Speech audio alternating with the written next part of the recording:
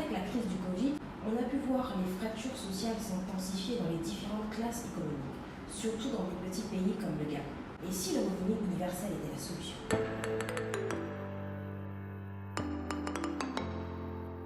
Contrairement à ce qui peut être dit parfois, le revenu universel est une somme identique versée à tous les membres de la communauté par la puissance publique, sans aucune condition, cumulable avec tous les autres revenus, dont ceux du travail. Pourquoi le mettre en place? Parmi les arguments invoqués pour sa mise en œuvre, on trouve la réduction voire l'élimination de la pauvreté. Parce que si tout le monde a de quoi vivre décemment, le concept même de pauvreté viendra forcément à disparaître. On trouve aussi le combat pour des conditions de travail plus humaines, dans ce sens où plus personne n'aura besoin d'être traité comme une mère pour pouvoir nourrir sa famille. Pardon pour l'expression. L'amélioration de l'éducation, la réduction de l'exode rural et des inégalités régionales. Mais la raison première reste les principes d'égalité et de liberté. Soyons honnêtes, l'idée que notre système actuel est basé sur la méritocratie est un mythe. Aujourd'hui, bien gagner sa vie dépend surtout de ton nom de famille, des universités que tu as fréquentées, des relations que tu peux avoir ou encore du talent que tu as reçu à la naissance. Un principe quand même aléatoire basé sur la chance.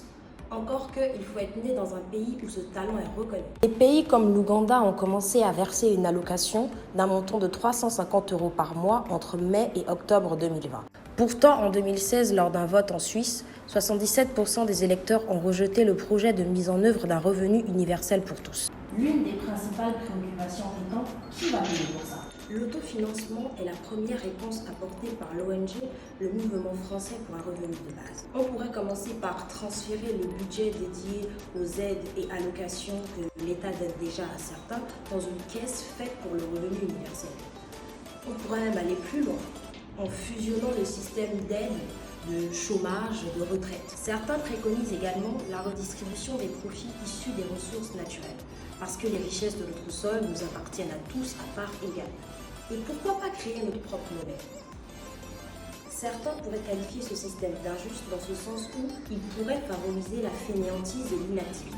Mais quand on sait que selon la Banque mondiale, le PIB du Gabon par habitant est de 7,5,879 $, soit 4 millions, et que le SMIC, lui, il est à 80 000, n'est-ce pas là la vraie injustice? Alors oui, ce système n'est pas sans risque, mais il mériterait que nos économistes travaillent sur ces différentes mesures d'application. Et vous, qu'est-ce que vous en pensez?